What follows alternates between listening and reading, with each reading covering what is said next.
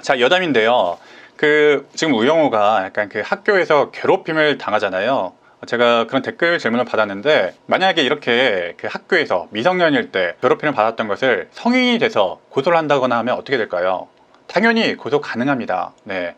다만 공소시효에 문제가 있고 또 입증 자료가 부족할 수가 있죠. 공소시효는 일반적으로 폭행이나 상해의 경우에 좀 다르게 나타나는데, 일반적으로 폭행죄의 공소시효는 5년이에요. 네, 5년간은 저 공소시효가 남아있기 때문에 고소를 할 수 있는데, 이런 폭행죄의 경우에는 입증하기 좀 힘든 면이 좀 있습니다. 이에 좀 더해서 만약 그 폭행으로 인해서 상해를 입었다, 내가 어디 찢어지고 어디 멍들고 그래서 치료를 요했다 라고 하면 이건 상해죄가 되는데, 그 공소시효가 조금 더 길어요. 7년인데 7년이면 그래도 좀 넉넉할 수가 있겠죠. 근데 이 상해 자체를 입증할 수 있는 수단이 필요한데, 그래서 바로 상해 진단서가 필요한 겁니다. 제가 어디서든 폭행으로 인해서 상해를 입었다면은 상해 진단서를 꼭 3일 이내에 받아두시라고 추천을 드리는 이유가, 내가 상해를 입었는데 나중에 내가 고소하고 싶을 때 어떤 입증할 자료가 없어서 상대편을 고소할 수가 없다면은 그것만큼 억울한 게 없겠죠. 그래서 이런 상해 진단서와 같은, 또 폭행에 대한 영상 자료 같은 그런 입증 자료를 충분히 좀 모아두시라고 하는 게, 제가 그런 이유가 있는 거예요. 입증과 관련된 문제점이 좀 있다.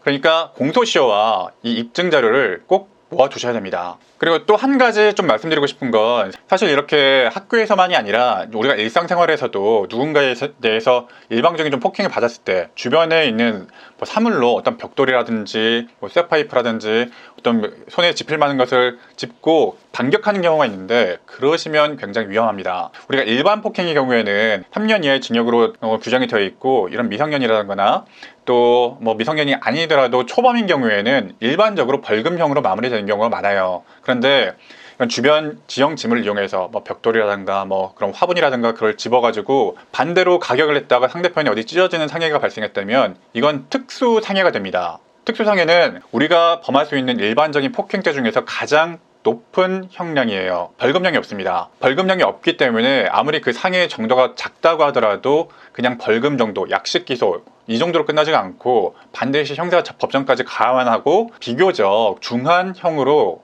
전과가 남을 수 있기 때문에 반드시 좀 주의하셔야 돼요. 특수상해는 절대 안 된다. 지금 동그라미도 의자를 들고 위험한 형태로 휘둘렀기 때문에 이거는 기본적으로 특수 폭행이 되고, 거기다가 이 의자에 누군가 맞아서 상해를 입었다면 특수 상해가 되기 때문에 굉장히 위험할 수 있는 행동을 한 겁니다. 참고적으로 이런 특수 상해는 공소시효가 10년이에요. 그러니까 폭행을 당했다면 5년 이내에, 상해를 당했다면 7년 이내에, 특수 상해를 당했다면 10년 이내에 이 고소를 진행을 하셔야 되고, 더 나아가서 무엇보다 중요한 것은 입증 자료, 상해 진단서라든지 폭행 행위에 대한 입증할 수 있도록 준비를 좀 해두셔야 된다. 그런 부분을 좀 염두에 두시면 좋을 것 같아요.